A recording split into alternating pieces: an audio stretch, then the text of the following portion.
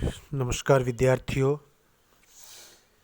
आज हम MA final के छठे पेपर में एक नया टॉपिक शुरू कर रहे हैं और वह टॉपिक है ब्रिटिश भारत के बर्मा के साथ संबंध, यानी अंग्रेज़ों के साथ बर्मा के क्या संबंध थे, उसका आज हम पहला व्याख्यान कर रहे हैं। बर्मा आप जानते हैं कि इसका एक नाम म्यांमार भी है। इसकी भौगोलिक स्थिति की बात करें तो 19वीं शताब्दी के प्रारंभ में ईस्ट इंडिया कंपनी की पूर्वी सीमा रेखा चटगांव से लेकर उत्तर में पहाड़ियों तक तथा बंगाल की खाड़ी के पूर्व में 100 मील तक चली गई थी। इस रेखा के पूर्व में स्थित असम प्रदेश में कुछ रियासतें स्वाधीन थीं तथा कुछ अर्ध स्वाधीन।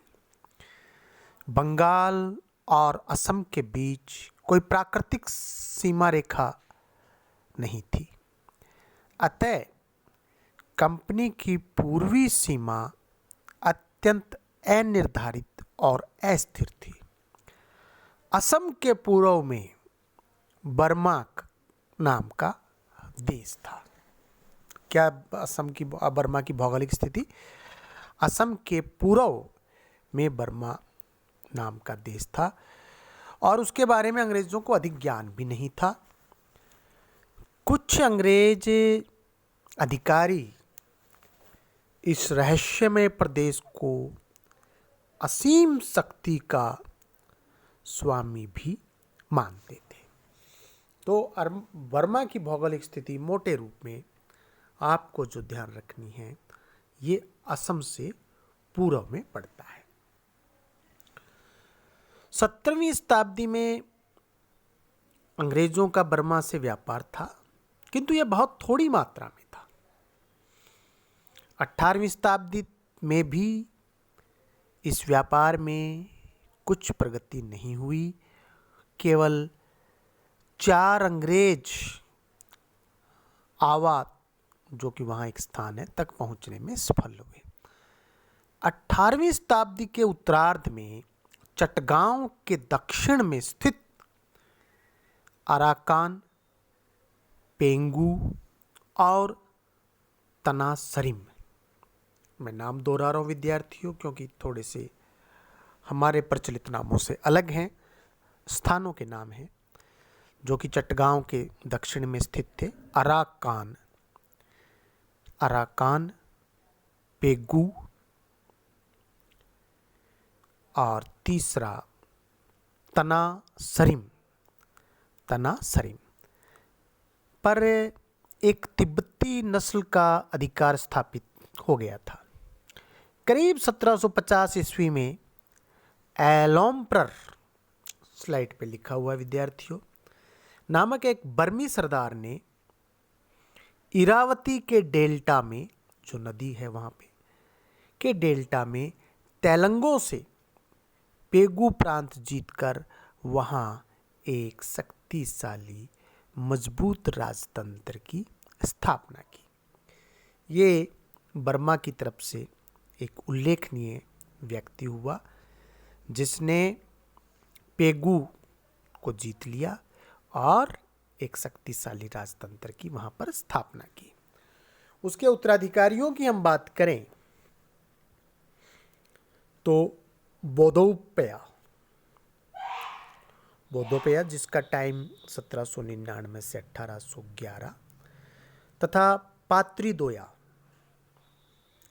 ये उल्लेखनीय हैं जिन्होंने विभिन्न दिशाओं में इस राज्य को फैलाया। 1793 तक वे लोग, जो बर्मा है उसका पूरा हिस्सा इनके अधिकार में आ गया था 1793 तक, और चटगांव के बिल्कुल सीमांत तक पहुंच गए। 1813 में उन्होंने सुरमा घाटी के समीप मणिपुर को भी जीत लिया। तो यहाँ एक स्टेट बन गई बर्मा के क्षेत्र में, एक स्वतंत्र राज्य, जिसका श्रेय अलोम्प्रर और उसके उत्तराधिकारियों को। अब ये मणिपुर के पास, मणिपुर को भी इन्होंने जीत लिया। अब समस्या प्रारंभ होती है, क्योंकि ईस्ट इंडिया कंपनी की कोई सुस्पष्ट सुनिर्धारित सीमा रेखा के अभाव ने विस्तार करती हुई बर्मी सेना से अंग्रेजों का संघर्ष निश्चित कर दिया। अब इधर ईस्ट इंडिया कंपनी, ये भी साम्राज्य विस्तार की तरफ ध्यान है, तो बर्मा स्टेट जो है वो भी साम्राज्य विस्तार में लगी हुई है। और विद्यार्थियों, पहले मैंने बताया है, आप जानते हैं कि राजनीति में एक नियम है, जब दो साम्राज्यवादी नीति पर चलने वाले राज्यों की सीमाएं एक दूसरे को स्पर्श करती हैं तो संघर्ष निश्चित होता है, अवश्यभावी होता है। और वही स्थिति ईस्ट इंडिया कंपनी और बर्मा के बीच में यहाँ उत्पन्न हो गई। ईस्ट इंडिया कंपनी सरकार इस समय देश के दूसरे भागों में उलझी हुई थी, अतः प्रारंभ में उसने बातचीत करना उपयुक्त समझा, अपने दूत भेजे और झगड़े की परिस्थिति को रोकने की चेष्टा की ईस्ट इंडिया कंपनी ने। 1795, 1797, 1802, 1803, 1809, 1811 अपने विभिन्न दूतों को भेजा गया। कैनिंग 4 बार गया, 1802 में भी गया, 3 में भी गया, 9 में भी गया, 11 में भी गया, किंतु बर्मा में राजदूतों के साथ जो बातचीत करने के लिए ईस्ट इंडिया कंपनी की तरफ से गए, उनके साथ अच्छा बर्ताव नहीं किया गया। राजा के दर्शन के लिए जूते उतारना आवश्यक था। जूते उतारकर उन्हें पूर्ण साष्टांग प्रणाम करने के लिए कहा गया, जिसके लिए अंग्रेज तैयार नहीं थे। जब अंग्रेज तैयार नहीं थे तो बर्मी राजा ने कलकत्ता से जो दूत उससे मिलने आए, उस दूत से मिलने से इनकार कर दिया। बर्मा चाहे इंग्लैंड के बारे में कोई विशेष ज्ञान नहीं रखता था, न ही अंतर्राष्ट्रीय संबंध रखता था, फिर भी इंग्लैंड के राजा के द्वारा भेजे गए राजदूत के अलावा वो दूसरे दूत को स्वीकार करने के लिए तैयार नहीं था कि इंग्लैंड का कोई राजा के द्वारा अपॉइंटेड, किंग के द्वारा अपॉइंटेड हो तो उससे वो बात करे। बर्मा में राजा की स्थिति पश्चिमी राजाओं से भिन्न थी। वह अपने आप को सर्वशक्तिमान मानता था। उसके लिए यह अनिवार्य नहीं था कि वह किसी समझौते अथवा संधि के पश्चात उस पर अटल रहे, वह उसे कभी भी भंग कर सकता था। बर्मी सेनाओं द्वारा अधिकृत प्रदेशों से भागे लोगों ने अंग्रेजी सीमाओं में शरण ली और कभी कभी वहां से विजित प्रदेशों पर प्रतिशोधात्मक आक्रमण भी करने लगे। यानी बर्मा के जो शत्रु है, बर्मा से जो पनिष्ठ लोग हैं, बर्मा से जो निकाले गए लोग हैं, बर्मा के जो राजनीतिक भगोड़े हैं, उनको ईस्ट इंडिया कंपनी के द्वारा शरण दी जा रही है। और वो लोग कभी कभी ईस्ट इंडिया कंपनी के क्षेत्र में रहते हुए वहाँ से बर्मा पर आक्रमण भी कर रहे हैं। बर्मा स्टेट ने ईस्ट इंडिया कंपनी को कहा कि भाई ये जो हमारे राजनीतिक अपराधी हैं इन्हें लौटा दिए जाएं। किंतु जो बर्मा राजा है उसका जो प्रशासनिक और जो वहाँ का जो नियम है, जो जिसके आधार पे वहाँ फैसले होते हैं, जो सज़ा के जो तरीके हैं, वो पराजित लोगों के प्रति अमानवीय, क्रूर, मृत्यु दंड सामान्य बात, दास बनाना, ये प्रवृत्तियां देख करके बर्मा स्टेट की ईस्ट इंडिया कंपनी ने भगोड़ों को लौटाने से थोड़ा आनाकानी करने लगे। जो चटगांव में ईस्ट इंडिया कंपनी के अधिकारी थे, भले ही अपराधियों को लौटाने में उन्होंने आपत्ति नहीं की, इस अस्वीकृति से, ये जो अस्वीकृति थी ईस्ट इंडिया कंपनी की, ने पारस्परिक संबंधों को और भी बिगाड़ दिया।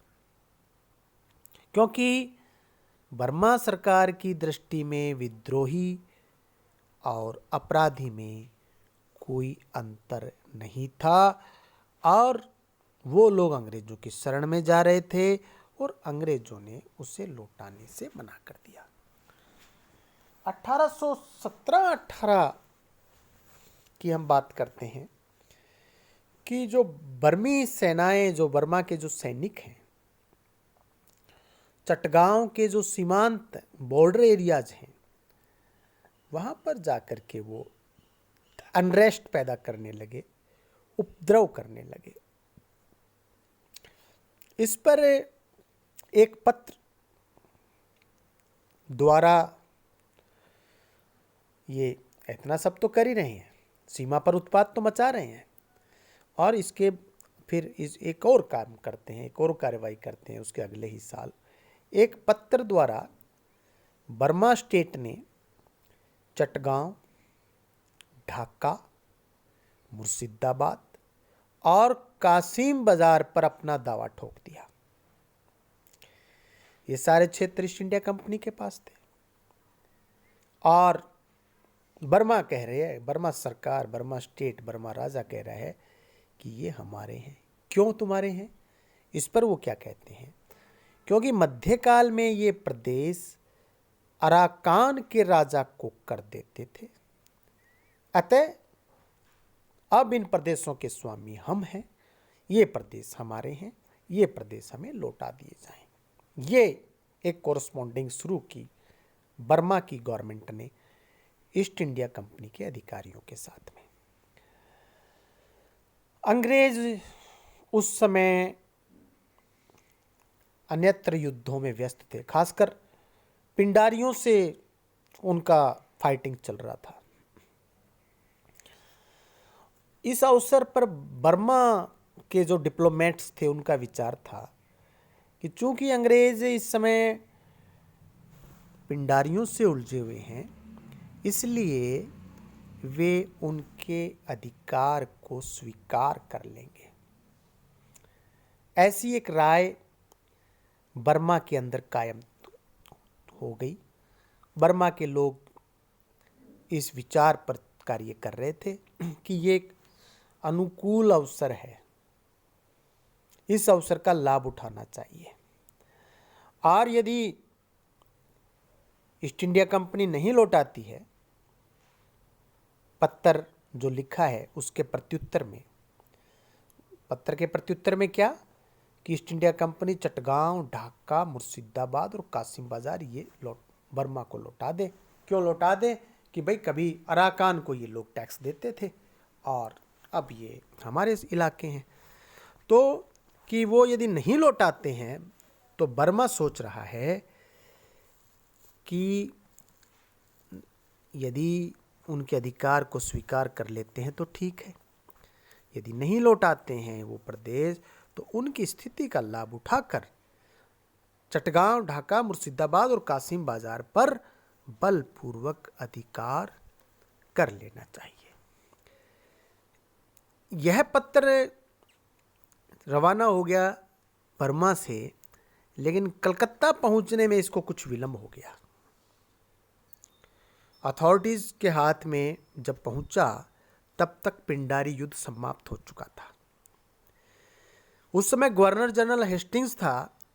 उसने फिर भी ऐसी स्थिति में भी, वो पिंडारियों से हालांकि निवृत्त हो चुके थे, लेकिन बर्मा से वो उलझना नहीं चाह रहा था और उसने पत्र को उस पत्र पर एक टिप्पणी लिखी, या जो भी उसका जवाब लिखा, उसका सार यह था कि उसने बर्मी के राजा को लौटा दिया, यह कहते हुए कि आपकी तरफ से एक जाली पत्र मुझे प्राप्त हुआ है। यह डिप्लोमेसी है हेस्टिंग्स की। उस पत्र को वो जाली पत्र मान रहा है, क्योंकि उसका मानना है, ईस्ट इंडिया कंपनी का मानना है कि बर्मा ऐसा नहीं कर सकता, और वो पत्र वापस बर्मा के पास में भेज दिया। संयोग से इसी समय बर्मियों को शाम, जो एक अलग देश, वहाँ से उनको पराजित होना पड़ा था।